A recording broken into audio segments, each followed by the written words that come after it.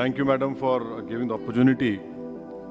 Madam, the Honorable Minister started while introducing the bill that this bill is being brought to protect the urban cooperative banks and the depositors.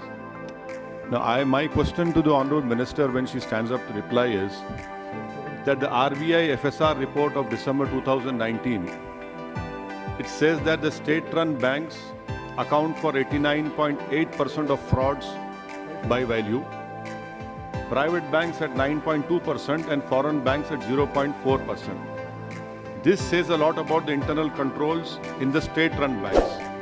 Now, what is the government doing?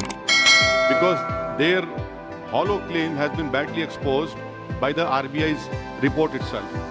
My second question, Madam, to the Honorable Minister is when she stands up to reply. The PNB bank was hit with 20,000 crore and we know Mr. Nirav Modi fled with more, and no heads have rolled so far. Why is that case? Third question is the Modi government's real concern about PMC Bank, which the Honorable Minister spoke about.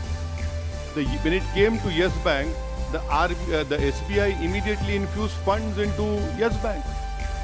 Why this stepmotherly treatment for PMC? 60 people have committed suicide. What is the interest that government had with Yes Bank and that same love is not shown towards PMC Bank? And what kind of administrator is working in PMC Bank for last 1 year? That person, that honorable person has not been able to sell the yacht which is stuck in Sri Lanka. 2 aircrafts are stuck in Mumbai airport. This is the love of this government for PMC depositors who are suffering day in, day out.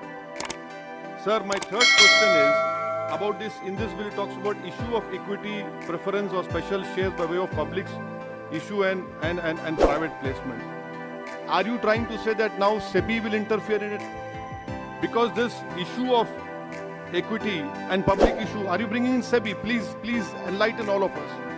My fourth question to the Honorable Minister is that RBI is being given power is the government claim. If that is the case, why did Yes Bank, PNB, ILNFS and in March 2020 Franklin Templeton happened? What was RBI doing? What was his government doing? How did they allow all these 4 important things which happened? It was right under the rule of Mr. Modi. My fifth question is, since demonetization, the financial industry is slowly and steadily collapsing and showing how regulation by RBI, SEBI, NABARD is completely absent. So the way banks are now suffering, I feel one of the reasons is because of this unplanned Tughlaq-like decision of demonetization. Madam, sir, my sixth question is, this frauds reported by banks, which I said in the first point, about 1 lakh and above fraud has increased by 28%. Who's responsible for this? May I request the government that Bank of Maharashtra, my colleague Mr. Imtiaz Jalil, MP for Aurangabad, is right when he told me that Bank of Maharashtra should not be privatized because it is running in profit. The government should not do it. And the last point which I want to know from the Honorable Minister when she stands up to reply is that this Modi government has this habit of encroaching upon, basically weakening the federalism, encroaching upon the state list.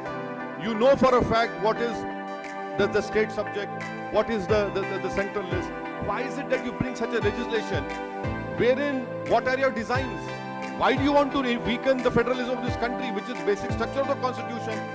By bringing in such a legislation, sir, we know for a fact what is under the schedule 7, entry 32, entry 43. The honorable members have spoken on it. I don't want to highlight on it. And my last point, sir, is that about this proportional voting rights.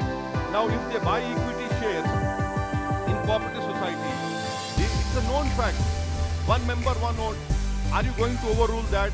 And also, isn't it the fact that the 2006 Vishwanathan Committee recommended that cooperative banks should be allowed to raise capital through non-voting shares? So these are the important points. I hope the Honorable Minister, when she stands up to reply, she will definitely reply. And for God's sake, I don't want this Honorable Minister to say that all these urban cooperative banks and Nirav Modi, Mehul Choksi, PNB, Franklin Templeton, all were acts of God. No, these are not acts of God. They happened because Mr. Modi is ruling the country and because of the misgovernance and the act of themselves. Thank you.